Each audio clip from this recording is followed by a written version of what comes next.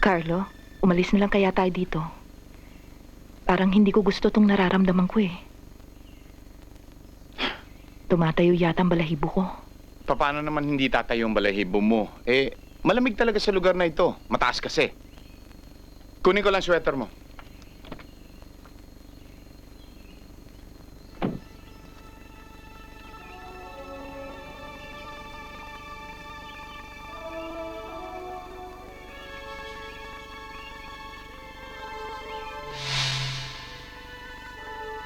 Boo! Halika, halika. Halika dun sa loob. Halika. Ayoko dyan. Jackie!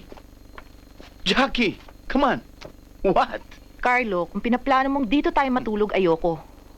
Maghanap na lang tayong ibang matutulugan. I'm sure may mga resort dito. Sige. Ikaw ang bahala. Sige.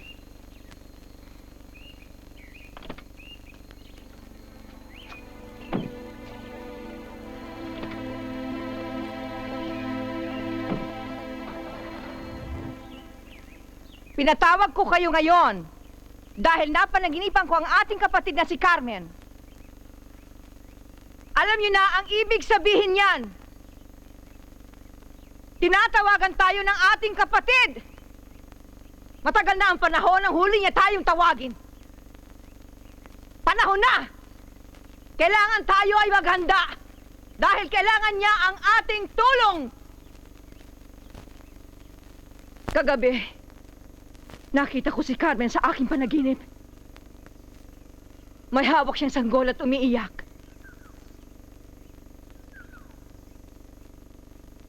Delia, Lagring, maghanda kayong dalawa. Ang isa sa inyo ay dapat mag-alay ng kanyang katawan para sa katahimikan ng ating kapatid na si Carmen. Magsipagdasal tayo.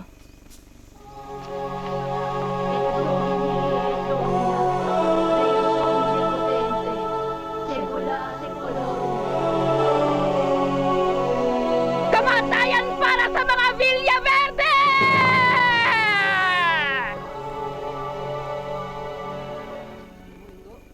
Sabi nila, may lumalabas daw ng multo dyan. Ano naman pare, oh. Hanggang ngayon, naniniwala ka pa sa mga multo-multo. Yan na, gabi na. Uy, naku pa rin! Ito nga!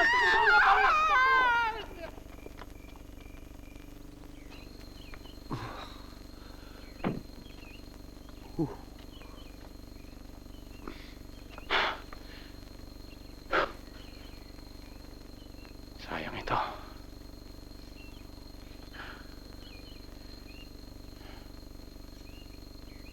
Kapahis kong bahay na ito.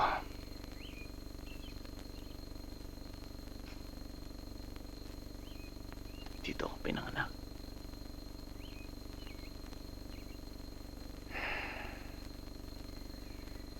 Madali ko itong may pakukumpuni.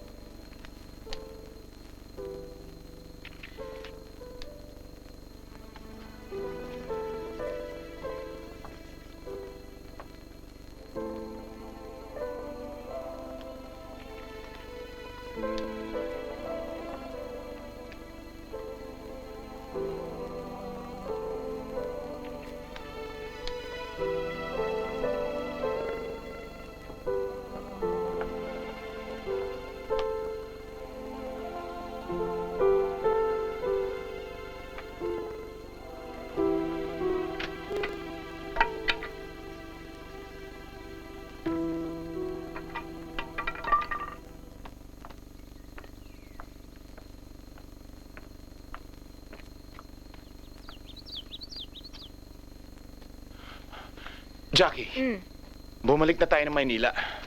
Mag-iimpake na ako. Ano? Eh, paano na ang bakasyon natin? Jackie, naalala ko, kailangan pala ako sa opisina. Ngayon pa lang tayo nag-i-enjoy. Okay, I promise. I promise. Babalik tayo dito. Okay? Ha? Halika.